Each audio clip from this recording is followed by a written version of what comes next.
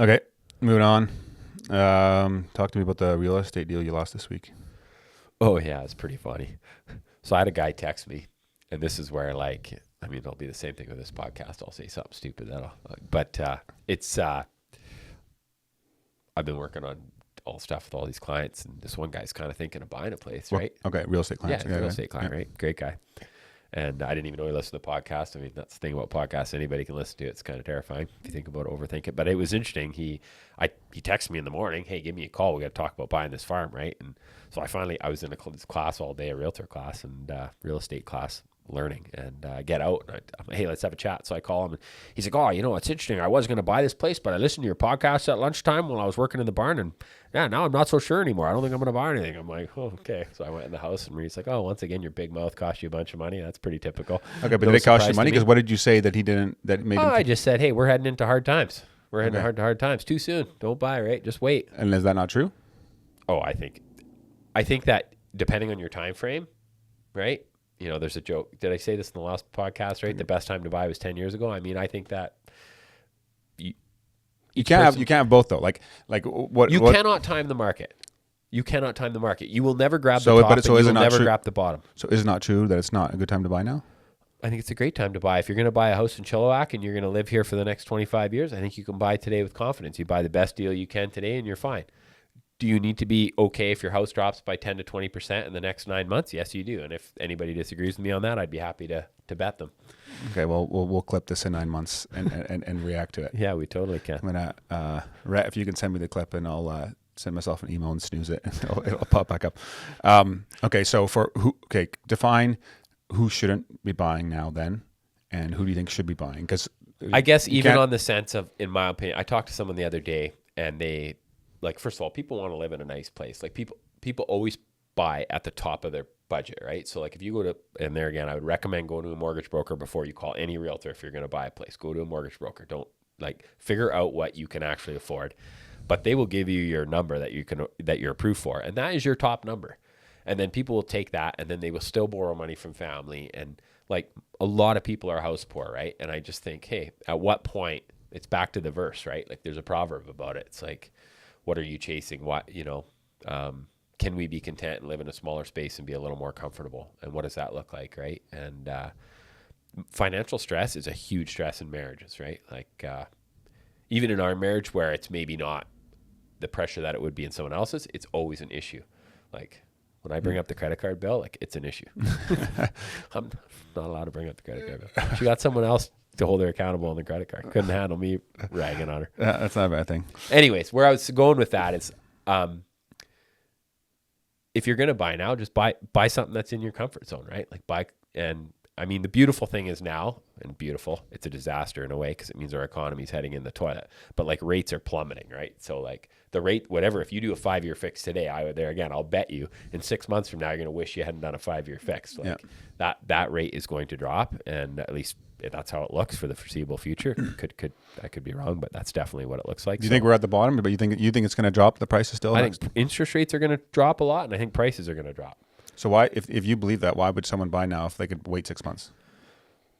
Because they'll never time the bottom. If you lived with exactly that fallacy of and this is where I agree with a lot of realtors, if you tried to time the bottom exactly, you would have missed every single bottom, and you probably could have afforded a house back in, I think of the real issue is, and this is what people don't admit, that housing prices, and I know exactly because I followed one house in particular, that my very first house I bought in 2003, I paid $150,000 on Berkeley Avenue in Chilliwack, $157,000. That house doubled by 2007. And if you look at the interest rates in that time, the interest rates dropped from probably I paid 6%, I think, at first, up to 2008, the interest rates dropped to 3%, right? And then they kind of bounced around. And that house from 2008 to 2015, 7 years, did not go up one iota. I sold that house for $320,000 in 2015, and then I bought a 100-cow dairy in Manitoba with my cousin, right? So that's 2015. In 2018, we had the boom in real estate. By 2018, that house had doubled again. It was probably worth $550,000, $650,000, somewhere in there, right? All the way into 2019. Then we had something crazy happen where, the government shut down everything because that was the safe thing to do. And then they just, to keep everybody happy and okay with that, they just started printing money like crazy and giving everybody cash, right? So interest rates went from absurdly low at 3.5% or what I think I was paying 3.2% on all my debt in 2019. By the middle of 2020, 21, interest rates were 1.5%. Well, now that house on Berkeley went from 650,000 or whatever to probably at the peak, maybe let's say 1.2 million. Now it's back to 850, 900,000, 800,000, somewhere in there. Let's just say between 8 and 900,000. Still an insane amount. It's too much money. Nobody can afford it. Yeah. Like, unless they're coming with gobs of cash. And it's the same with every business that I'm trying to sell. Well, I think about guys that are like, 20, 25 years old, Yeah. And they, get married or whatever else like that, or Yeah. even don't. Like, if you need to buy a townhouse is what, 600 grand? Yeah. Like you could get one cheaper. You can get a townhouse for 500. Okay, 500 grand. But you Maybe need to be making over 150 grand a year to Yes. get approved. Yeah. With a good down payment. Yeah. With a good down That's payment. wild. Yeah. That's like, especially when other places in Canada and especially the US is significantly cheaper and the wages aren't necessarily that much less. Yeah.